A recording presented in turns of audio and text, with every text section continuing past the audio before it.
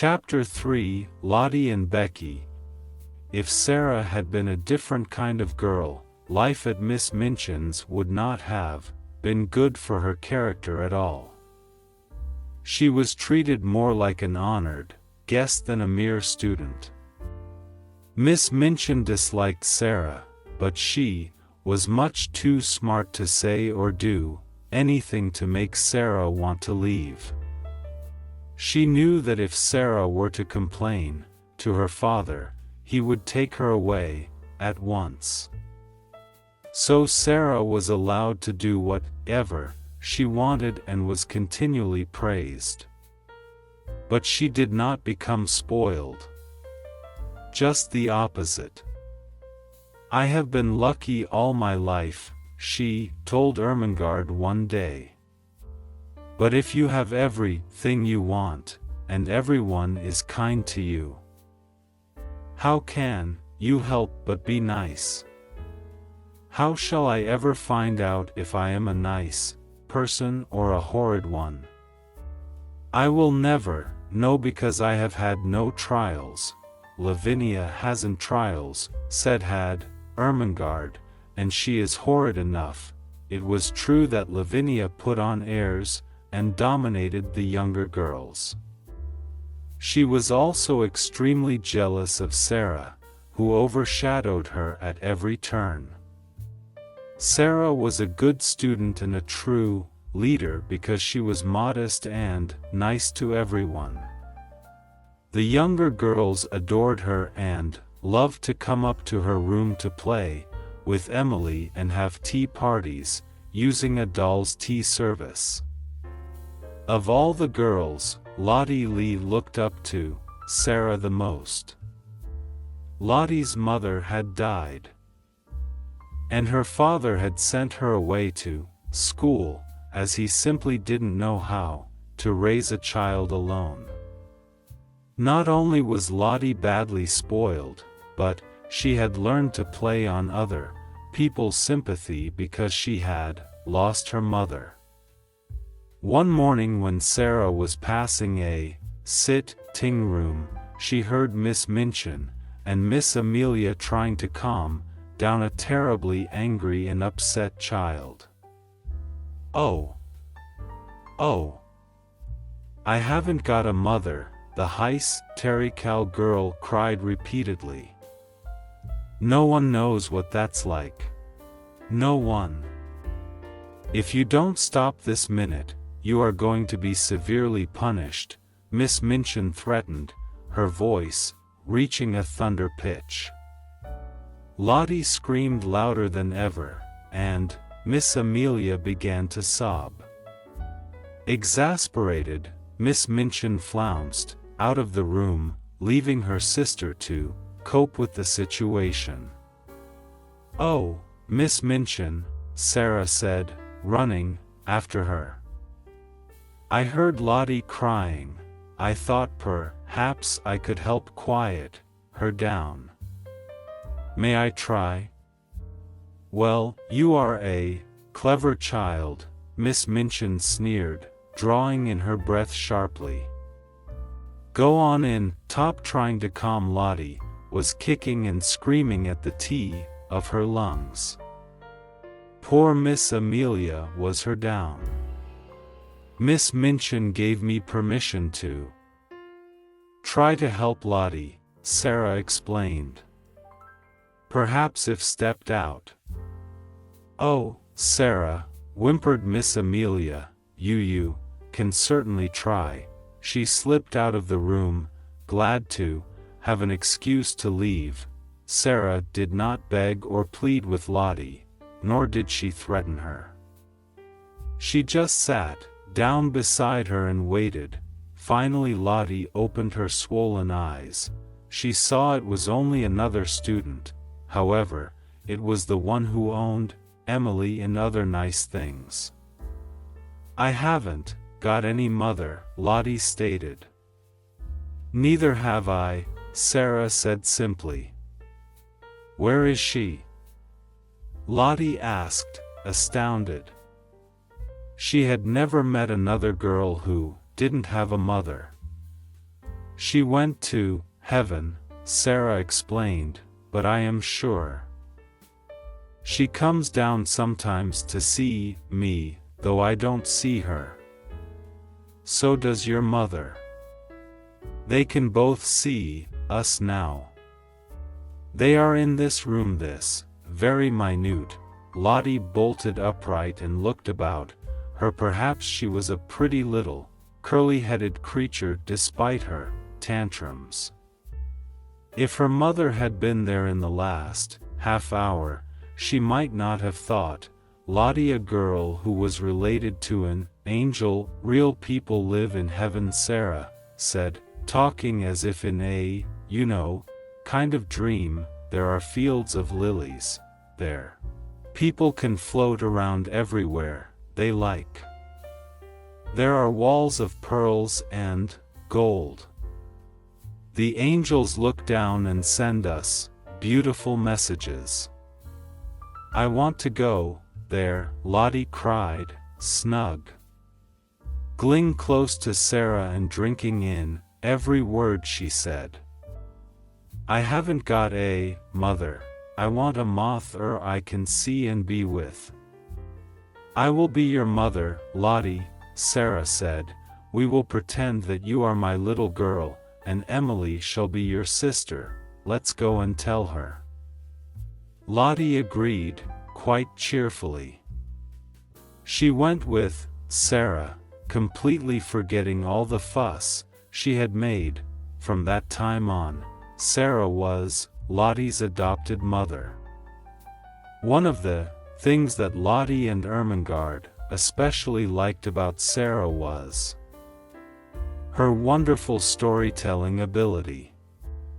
It was the greatest power she had, and the one that gained her more friends than anything else. Everywhere she went, groups gathered about her in hopes of listening to one of her spellbinding tales. When Sarah talked, she got completely lost in a world of kings and queens, beautiful ladies-in-waiting, and knights of old whose adventures she was narrating. When I am telling a story, she often said, it doesn't seem as if it were made up, it seems more real than anything in the world. Sometime later, Sarah met another girl who was destined to play an important role in her life. One foggy winter afternoon, when she was getting out of her carriage, wrapped in her warmest velvets and furs, Sarah noticed a pathed, icy little creature standing on the side steps of the school. Later that evening, Sarah was telling one of her stories in a sitting room. That same girl slipped in the door, carrying a coal box too heavy for her. She knelt down on the hearth to start the fire and sweep up the ashes. Sarah noticed that although this poor, sad girl kept at her work and didn't look up, she was very interested in the story. For that reason, Sarah raised her voice. And the mermaid swam slowly about in the crystal green water, and dragged a fishing net woven of deep-sea pearls along with them. Sarah could see that she had drawn the girl into the made-up world under the sea. It was obvious that the little girl was fascinated. Yet when Sarah had finished her story, the little maid, for that's what she was, hurried quickly out of the room.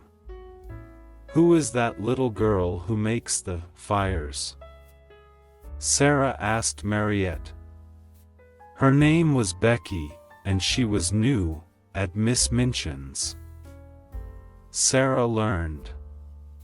She was 14, but so small and thin that she looked more like 12. She did every kind of task around the school, scrubbing floors and washing windows and polishing boots. She even carried the heavy coal scuttles up and down the stairs. Although she looked for her Sarah did not see Becky for several weeks. Then one afternoon after dancing class, Sarah found Becky sound asleep in a big soft chair before the crackling fire. Becky always made Sarah's inviting rooms the last stop on her work rounds, as she loved to look at Emily and all the curious things from India. However, this day Becky was so exhausted that she sat down to rest and just dozed off. "Oh, miss. Oh, miss." Becky stammered, jumping up. "Don't be afraid," Sarah said calmly, moving closer to her. "You were tired and couldn't help it." "I don't think you are really awake yet." Becky stared at her in amazement. She was so used to the bad treatment she usually got, it was hard to get used to anyone being nice to her. "Are you angry, miss?" she gasped. "Are you going to tell Miss Minchin?" "No," Sarah assured her. "Of course I'm not. We are the same, you and I. I am just a young girl like you. It is just an accident that I am not you, and you are not me. Why don't you stay and have a piece of cake?" The next 10 minutes were like heaven to Becky. Sarah gave her a thick slice of orange lemon tea cake on a lovely china plate with a silver fork and a linen napkin. "Once I saw a princess," said Becky. "I was standing in the street outside Covent Garden watching people going to the opera. There was one everyone stared at the most. Everyone said, 'That's the princess.' She was a beautiful grown-up girl all dressed in pink. You look just like her. Thank you for the compliment." Sarah replied. "By the way, were you listening to that story I was telling some of the girls the other night?" "Yes," Becky confessed. "I know I shouldn't have, but it was so beautiful, I couldn't help it. Why don't you come back sometime when your chores are done, and I will tell you the rest?" Sarah smiled. When Becky went downstairs, she was not the same girl who had staggered up, loaded down by a coal scuttle. She had an extra piece of cake in her pocket. But she had been warmed by more than the fire and the cake. Something else had warmed her. That something was Sarah. Chapter 4: The Saga of the Diamond Mines. Not long after that, Sarah received a letter from her father with some very exciting news. For weeks on end, it was the chief topic of conversation around the school. An old school friend had come to India to interest Captain Crew in diamond mines. If all went as expected, Captain Crew would become a man of great wealth. Ordinarily Sarah wouldn't have had much interest in a business scheme, but diamond mines sounded like something right out of the Arabian Nights. Being so spiteful, Lavinia told Jessie that she didn't think the diamond mines existed. If there were mines full of diamonds, people would be so rich, would be ridiculous, she said. "I believe you hate her," Jessie retorted. "No, I don't," snapped Lavinia, "but I don't believe in mines full of diamonds." "Well, people have to get them from some where," Jessie teased. "Maybe so," said Lavinia. "What I really don't like about Sarah is that she's always pretending to be a princess.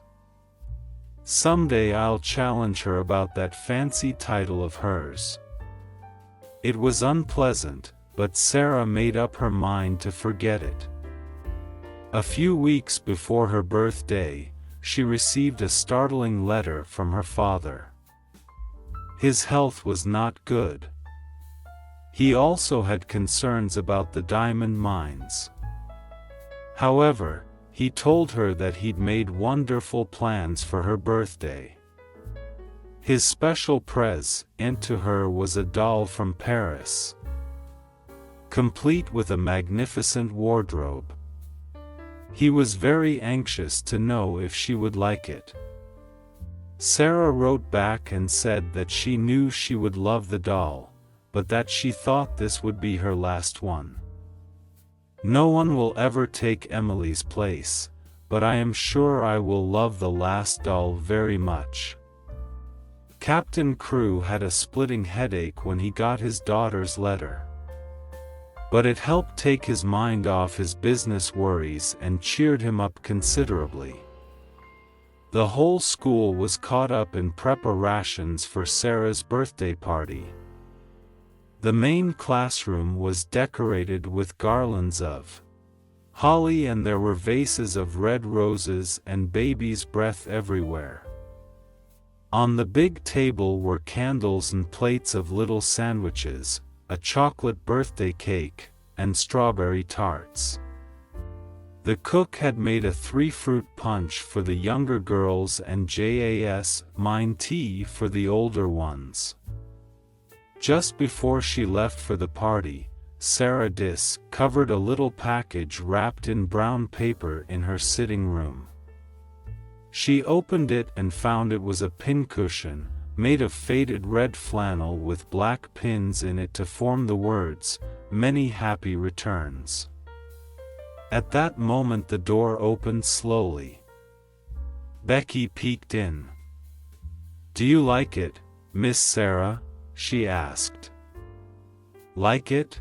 cried Sarah. "You darling Becky, you made it yourself." Immediately she rushed over and gave her friend a big hug. "I love you, Becky." I do.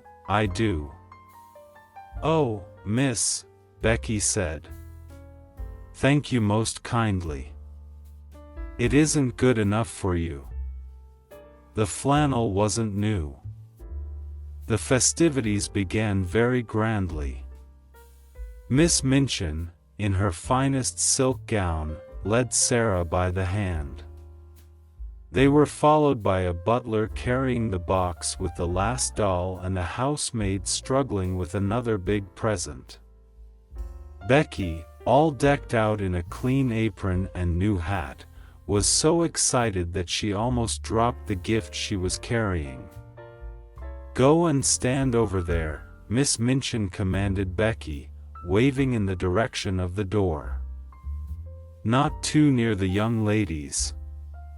Becky did as she was told, delighted to be any part of the celebration.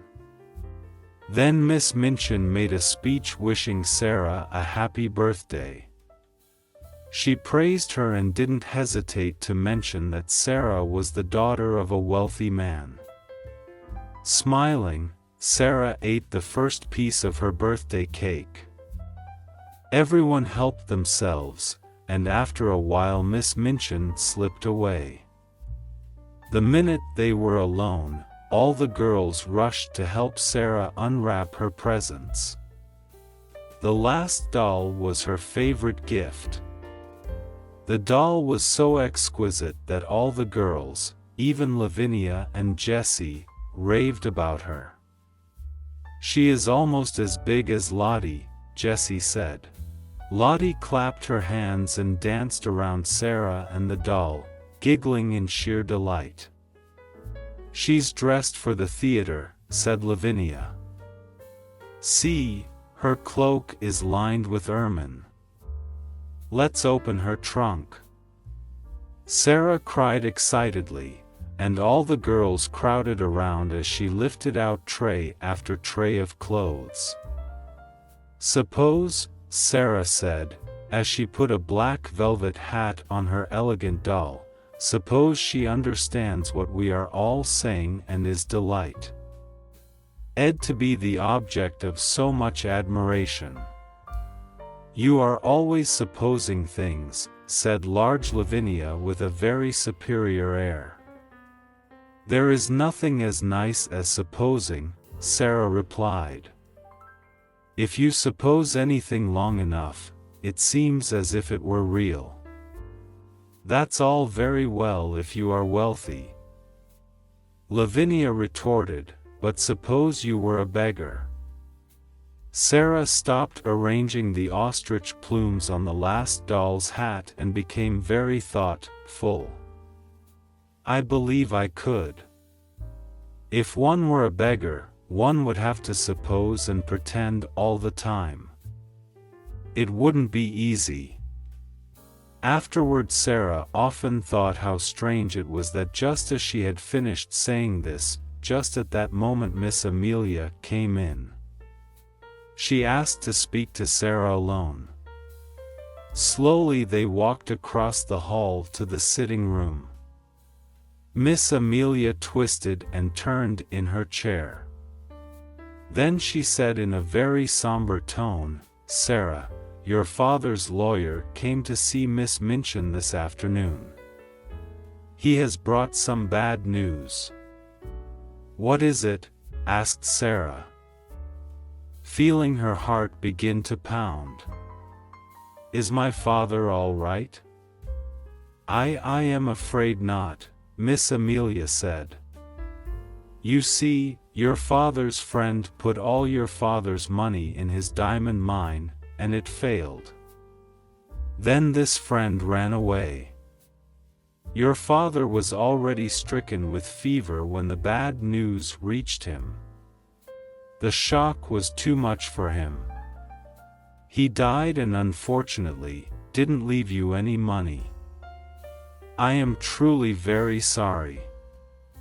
Stunned beyond belief, Sarah just stared at Miss Amelia, unable to say a word.